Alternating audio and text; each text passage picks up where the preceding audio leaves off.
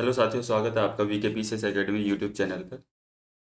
आज हम क्लास में कवर करेंगे गुप्त काल या गुप्त साम्राज्य, गुप्ता एम्पायर, जिसका टाइम पीरियड है 319 से 550 एडी। और इसमें हम जानेंगे गुप्तकालीन इतिहास निर्माण के स्रोत क्या थे, गुप्त शासक, विज्ञान और प्रौद्योगिकी, गुप्तकालीन धर्म, यहाँ की राजनीति, यहाँ का समाज और यहाँ की अर्थव्यवस्था। तो चलो जानते हैं पहले गुप्तकालीन इतिहास के निर्माण के स्रोत, ये कहाँ कहाँ से साक्ष्य मिलते हैं। तो पहले ये दो गैर धार्मिक स्रोत, इसमें कालिदास की रचनाएं आती हैं, और धार्मिक स्रोत में आपका रामायण, महाभारत और पुराणों में कुछ साक्ष्य देखने को मिलते हैं। ठीक है, तो हम कालिदास की रचनाओं की बात करते हैं। तो कालिदास के 3 नाटक हैं। ये है विक्रमोर्वशीयम, मालविका अग्निमित्रम और अभिज्ञान शाकुंतलम। मालविका, ये विक्रमोर्वशीयम, इसमें पुरुवा पुरुरवा और उर्वशी के प्रेम संबंधों के विषय पर बना नाटक है, यानी पुरुरवा और उर्वशी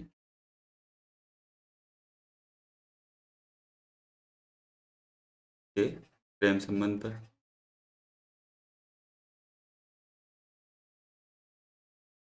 प्रेम संबंध पे बना हुआ नाटक है। ये मालविका अग्निमित्रम, ये है शुंग वंश का जो शासक था अग्निमित्र, और विदिशा की राजकुमारी मालवेमा।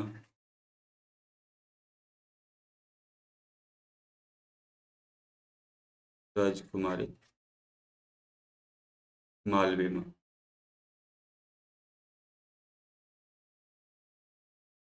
के प्रेम संबंधों की चर्चा की गई है।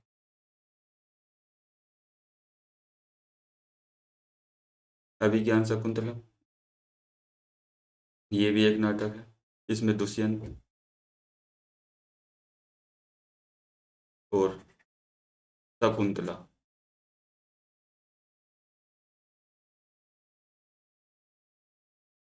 के प्रेम की चर्चा है। इसके बाद हम कालिदास के 3 नाटक हो गए। उसके बाद हम देखते हैं महाकाव्य। रघुवंशम की हम बात करें तो इसमें भगवान राम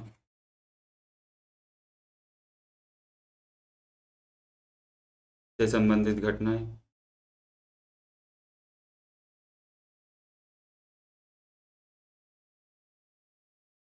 घटनाएं एवं विजय का वर्णन है। कुमार संभव की बात करें तो इसमें शिव और पार्वती के विवाह, शिव पार्वती के विवाह पर चर्चा है। शिव पार्वती के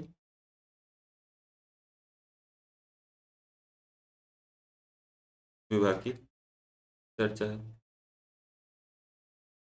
हमने जाने 3 नाटक, 2 महाकाव्य, रघुवंशम, कुमार संभव, और तीसरा काव्य श्रेणी की ग्रंथ, ये है मेघदूतम और ऋतुसंहार। तो मेघदूतम ये काव्य श्रेणी का ग्रंथ है। इसमें यक्ष यक्षिणी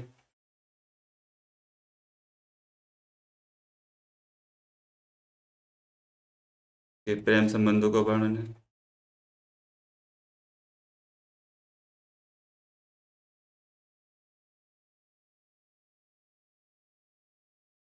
और ऋतुसंहार, इसमें ऋतु, पूरे वर्ष में होने वाली ऋतु का वर्णन है। ठीक है, अब जानते हैं हम दूसरा टॉपिक, गुप्त शासक। ये गुप्त शासक पहले नंबर पे ऋषिगुप्त, घटोत्कच, चंद्रगुप्त फर्स्ट, समुद्रगुप्त, रामगुप्त, चंद्रगुप्त सेकंड, कुमारगुप्त, स्कंदगुप्त, और इनके बीच में भी कुछ रहे, और अंतिम थे विष्णुगुप्त, अंतिम शासक थे। बात करते हैं चंद्रगुप्त की, फर्स्ट की। चंद्रगुप्त गुप्तों का संस्थापक माना जाता है। गुप्तों का संस्थापक,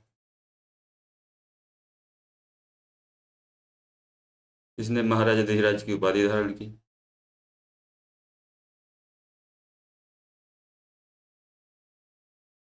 महाराजा धीराज की उपाधि धारण की इसने।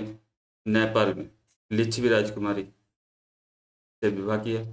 गुप्तों का प्रथम शासक जिसने सोने के सिक्के जारी किए।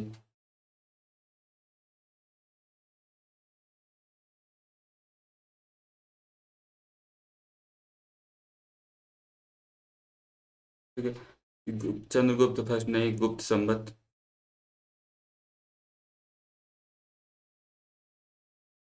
319 ईस्वी जारी किया। अब देखते हैं समुद्रगुप्त। इसे भारत का नेपोलियन भी कहा जाता है।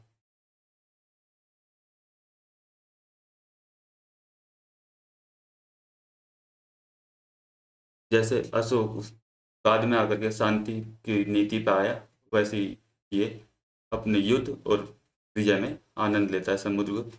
इसलिए इसे भारत का नेपोलियन कहा जाता है। इसने भी पूरे भारत को रोन डाला। इसने 5 क्षेत्रों पर कब्जा किए। जैसे एक गंगा यमुना का दोआब क्षेत्र, दूसरा पूर्वी हिमालय के राज्य जैसे नेपाल, असम, बंगाल, पंजाब, तीसरा अटाविक राज्य जो विंध्यन क्षेत्र में पड़ते थे, चौथा पूर्वी दक्षिण भारत जिन्हें हरा कर छोड़ दिया, और पांचवा जो शक और कुषाण थे जो अफगानिस्तान में राज करते थे उनको भी हराया। ठीक है, इसका एक कवि था दरबारी कवि हरिसेन।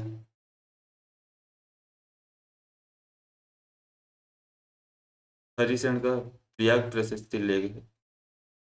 प्रयाग प्रशस्ति लेख कहता है कि समुद्रगुप्त कभी नहीं हारा। हरिसेन के समुद्र ये हरिसेन ने लिखा था प्रयाग प्रशस्ति लेख, तो जिसमें कहा गया है कि समुद्रगुप्त कभी पराजित नहीं हुआ। इसे संस्कृत भाषा में लिखा गया है,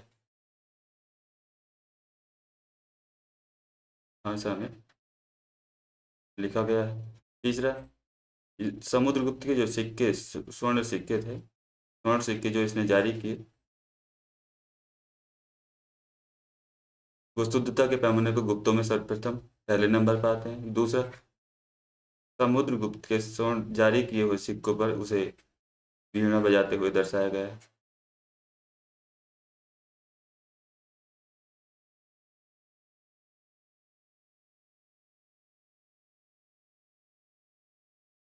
दर्शाया गया है।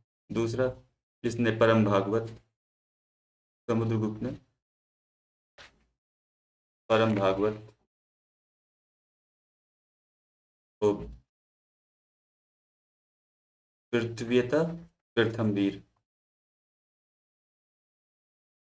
की उपाधि धारण की थी। पृथ्वीतः प्रथम वीर की उपाधि धारण की। बात करते हैं आगे चंद्रगुप्त सेकंड की। चंद्रगुप्त सेकंड के शासन काल में गुप्त साम्राज्य अपने उत्कर्ष पर पहुंच गया था। इसने आप वैवाहिक संबंध और विजय दोनों के माध्यम से अपने साम्राज्य को आगे बढ़ाया। चंद्रगुप्त ने अपनी वो बेटी कन्या जिसका नाम था प्रभावती का विवाह वाकाटक राजा से कराया जो ब्राह्मण जाति का था। ये गुप्त खुद को शूद्र मानते थे, लेकिन जब दूसरी जाति की ऊंचे कुल से विवाह करते थे उसमें ये अपनी शान समझते थे। इस वजह से वाकाटक राजा से इसने ब्राह्मण जाति का जो उससे शादी कराई अपनी। ये मध्य भारत पर शासन इसने पश्चिमी मालवा व गुजरात पर प्रभुत्व कायम किया।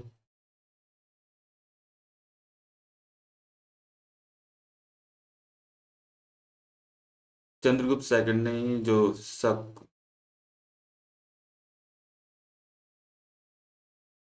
एवं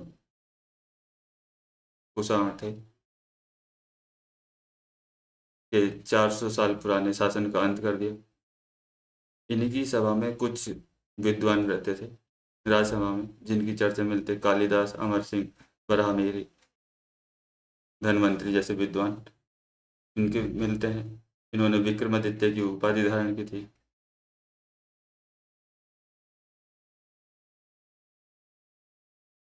उपाधि धारण की तो इन्होंने उज्जैन को दूसरी राजधानी बनाया। इन्होंने ही चंद्रगुप्त सेकंड ने ही रजत सिक्के जारी करने वाले प्रथम गुप्त शासक। अब बात करते हैं कुमार गुप्त की। इन्होंने शक्रादित्य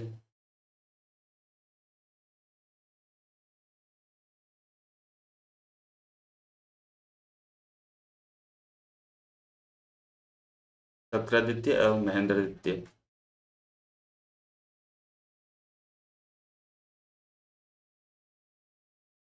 महेंद्रादित्य की उपाधि धारण की। नालंदा विश्वविद्यालय की स्थापना कराई।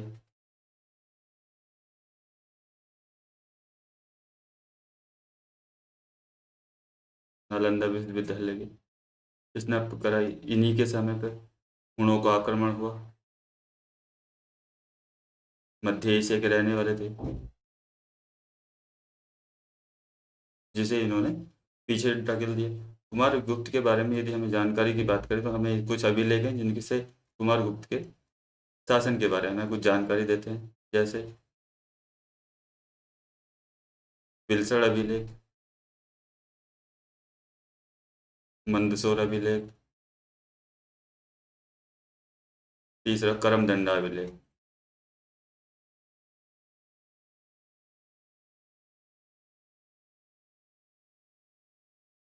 ये नालंदा विश्वविद्यालय को ऑक्सफोर्ड ऑफ महायान भी कहा जाता है।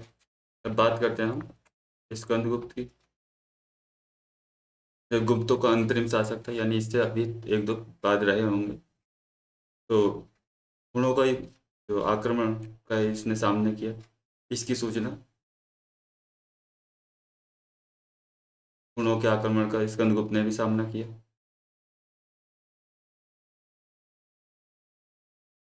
इसकी सूचना हमें कहाँ से मिलती है? तो ये मिलती है भीतरी स्तंभलेख से।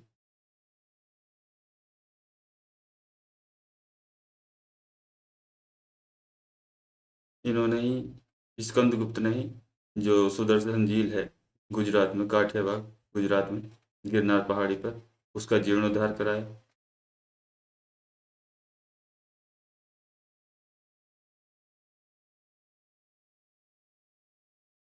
जीर्णोद्धार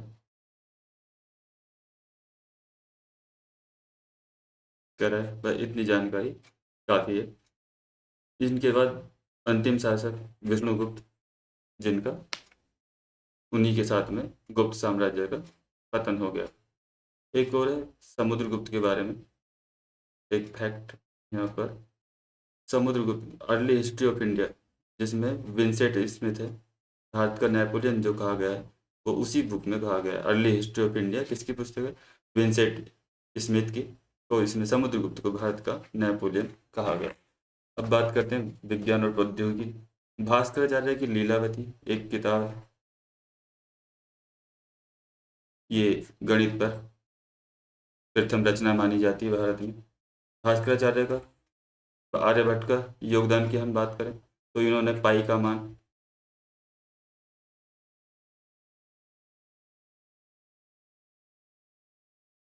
दशमलव के 3 अंकों तक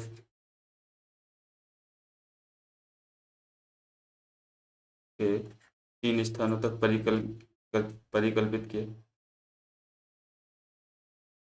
स्थानों तक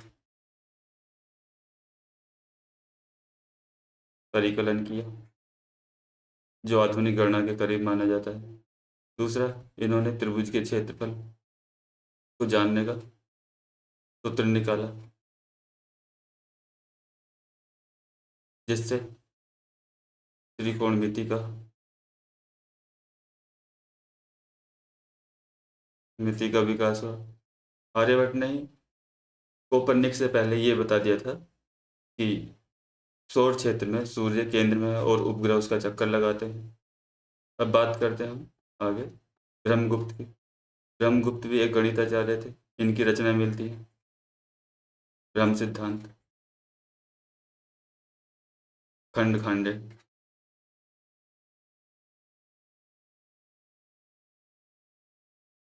इन्होंने न्यूटन से पहले ग्रेविटी फोर्स, गुरुत्वाकर्षण बल की व्याख्या की।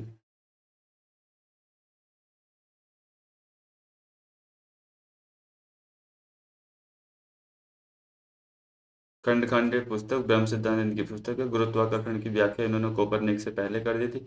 और तीसरा, चक्रीय चतुर्भुज का सिद्धांत इन्होंने दिया।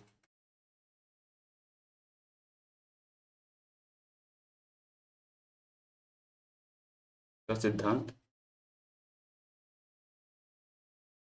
ब्रह्मगुप्त ने दिया था। आगे बढ़ते हैं। ये है वराहमिहिर। तो वराहमिहिर ने क्या किया? ये एक ज्योतिषाचार्य थे। ज्योतिषाचार्य, ज्योतिषी के क्षेत्र में इनको अग्रणी माना गया है। इनकी प्रमुख रचनाओं की बात करें तो इनकी है पंच सिद्धांतिका,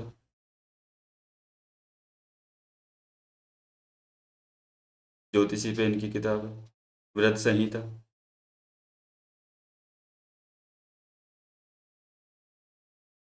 और व्रत जातक। व्रत जातक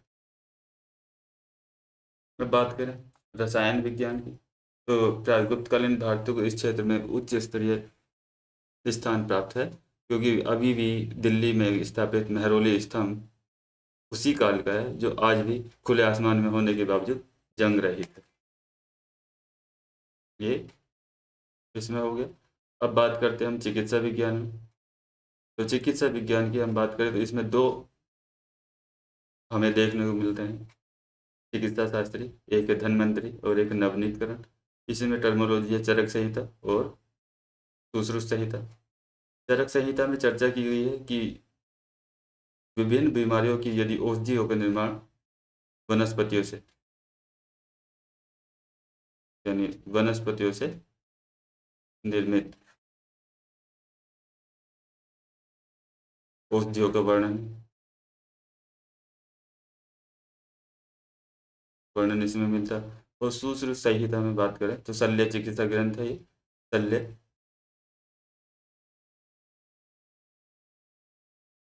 विधियों का वर्णन है इसमें, यानी चीर फाड़ या ऑपरेशन करना, ये सब सुश्रुत संहिता में आते हैं। अब बात करते हैं हम गुप्तकालीन धर्म की।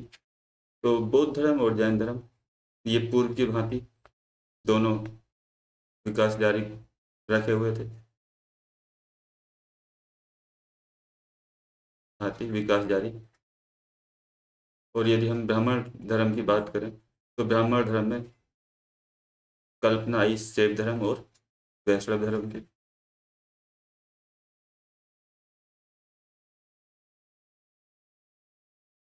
ये दोनों एक लय में दिखाई देते हैं। उसके बाद आगे अवतारवाद की संकल्पना आई।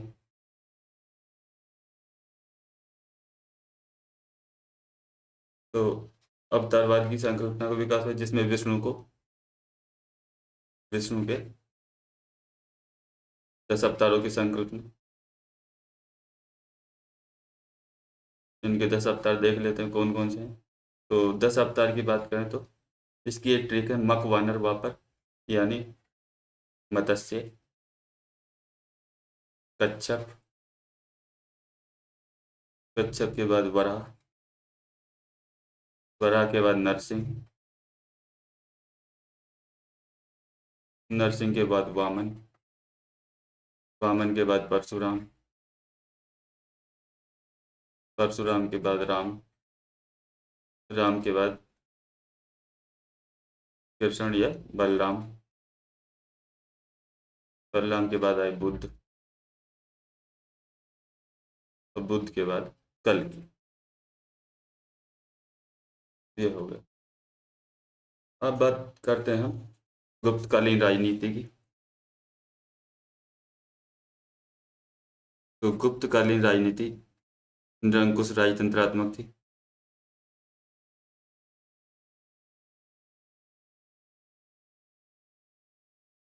हम्म, केंद्र में राजा,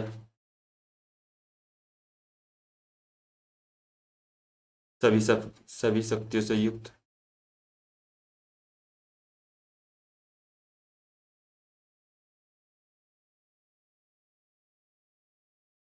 हम्म, सहायता के लिए मंत्री। केंद्र के आगे प्रशासन का बंटवारा राज्य, जिसको बोलते हैं यहाँ पे भुक्ति।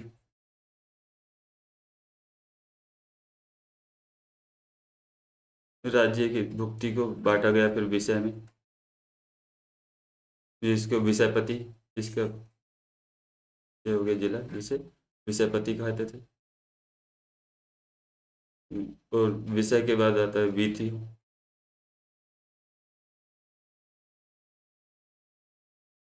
वीथियों में बांटा गया।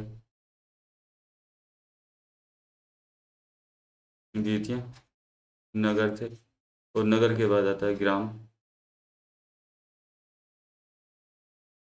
भुक्ति, यहाँ पर का जो शासन करने वाले थे उसको ऊपरी कहा जाता था। ठीक है। सबसे यहाँ पर यदि महत्वपूर्ण पदाधिकारी की हम बात करें तो सबसे महत्वपूर्ण पदाधिकारी को कुमार मात्य कहा जाता था,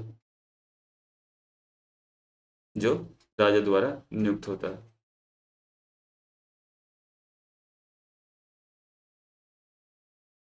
यदि हम गुप्तकालीन सेना की बात करें तो पूर्व मौर्यकालीन सेना की तरह यहाँ की सेना नहीं थी। दूसरा, न्यायिक व्यवस्था की बात करें तो मौर्यकालीन न्यायिक व्यवस्था से यहाँ की न्यायिक व्यवस्था बेहतर मानी जाती है। गुप्तकालीन। दूसरा, यहाँ की जो सेना बनी हुई थी वो सामंती तत्वों पर आधारित थी। न्यायिक व्यवस्था, उस दोनों जो दीवानी और फौजदारी दोनों कानूनों में अच्छे तत्व दिखाई देते हैं। आगे बात करें यहाँ के गुप्तकालीन समाज की। गुप्तकालीन समाज,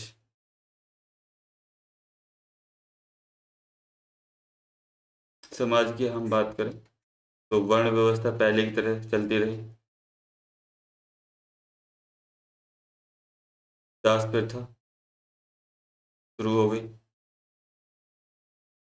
अस्पृश्यता, अनटचेबिलिटी, लोग एक दूसरे से ऊंच नीच का भाव रखने लगे।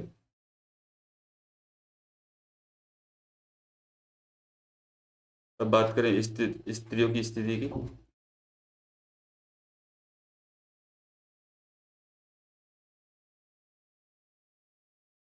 स्त्रियों की स्थिति की हम बात करें तो देवदासी प्रथा,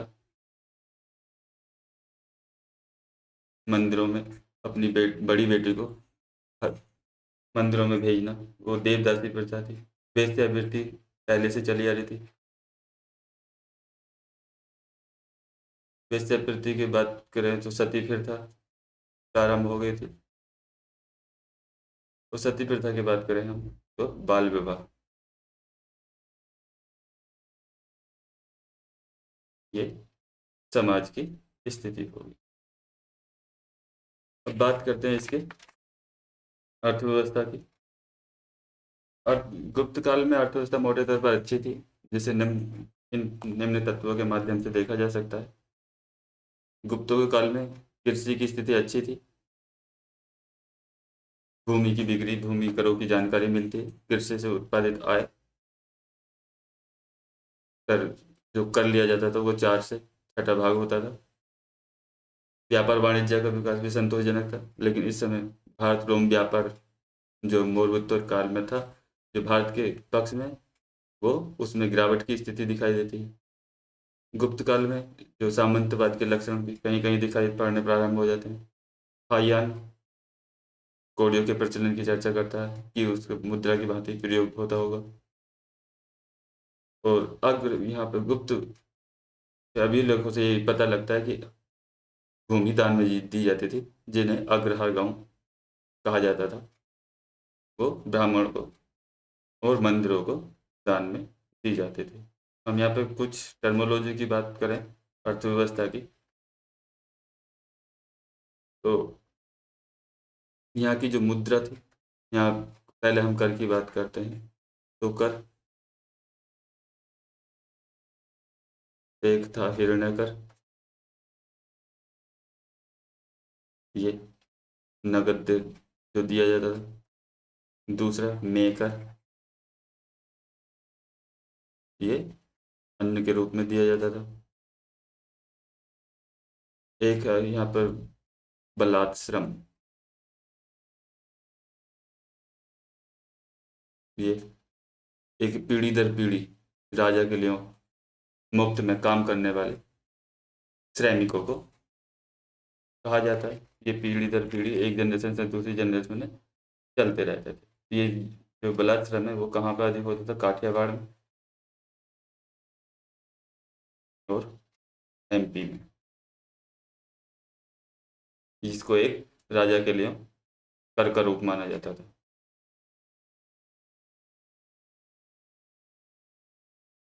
और सभी मजदूरों पर लागू होता था।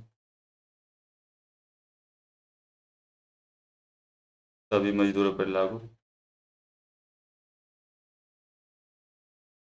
एक जनरेशन से, वन टू वन जनरेशन, ये आगे प्रथा चलती रहती। एक दूसरा था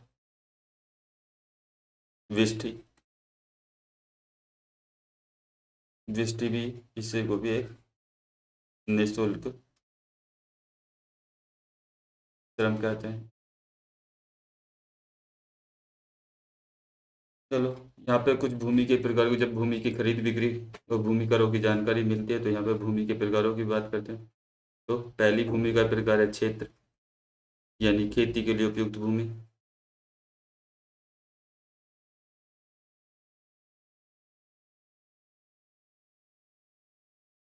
उपयुक्त भूमि। दूसरा वास्तु, वास करने योग्य भूमि। तीसरा है खील, जो कभी जोती नहीं गई।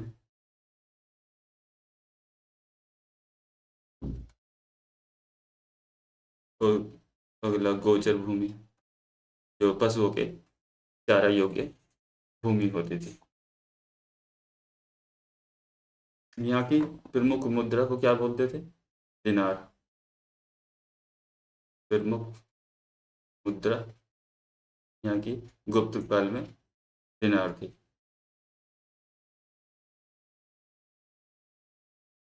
अब एक जो टर्मोलॉजी है अग्रहार गांव,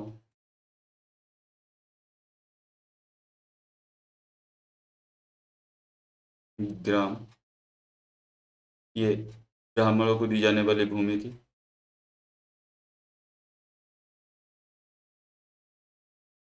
दी जाने वाली भूमि। ये यहाँ की कर व्यवस्था अपने आप संभालते थे। कर इकट्ठा करने का अधिकार।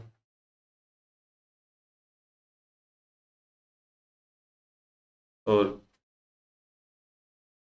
यहाँ पे सैनिक प्लस पुलिस का प्रवेश वर्जित था।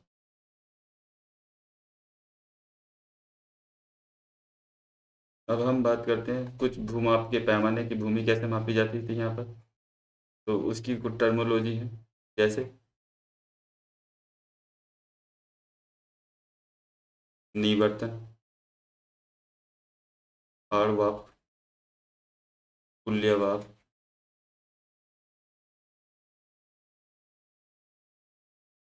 और द्रोणमाप। ये भूमापन के पैमाने हैं।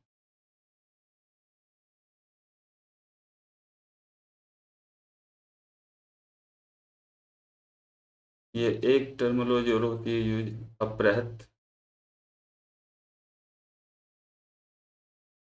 ये बिना जोती हुई जंगली भूमि को कहा जाता था।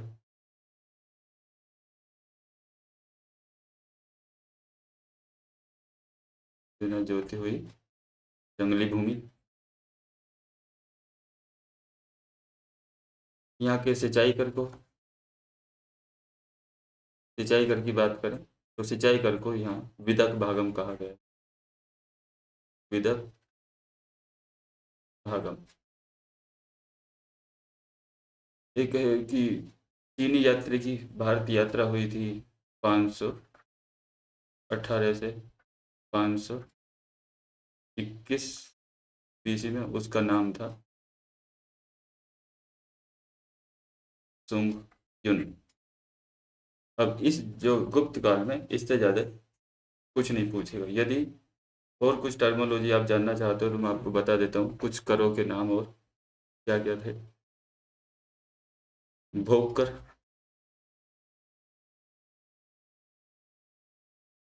कर की बात है तो ये है राजा को प्रतिदिन फल फूल सब्जी के लिए दिए जाने वाला प्रतिदिन का कर। तो ये है उदंग। स्थायी कृषकों पर स्थायी कृषकों पर भूमि कर। तीसरा ऊपरी कर। ये अस्थायी कृषकों पर भूमि कर था। आगे का है भूतोपांत। भूतोपांत प्रत्यय। ये विदेशी वस्तुओं के आयात पर कर था। विदेशी वस्तुओं के आयात पर कर। एक है शुल्क, जो सामान्य है लेकिन सीमा पर, जहाँ तक गुप्त काल की सीमा लगती थी, सीमा में प्रवेश करने से पहले किसी वस्तु पर लगने वाला एक कर था। भाई इतना हो गया आपका गुप्त काल में, और इससे ज़्यादा कुछ नहीं पूछने वाला गुप्त काल से। यदि आपको ये वीडियो अच्छा लगे तो शेयर करो, सब्सक्राइब करो और बेल आइकन का बटन दबाओ। आपको सारे अपडेट मिलते रहें और पूरा कोर्स आपका आर ओ से पहले कंप्लीट हो जाएगा। Thank you.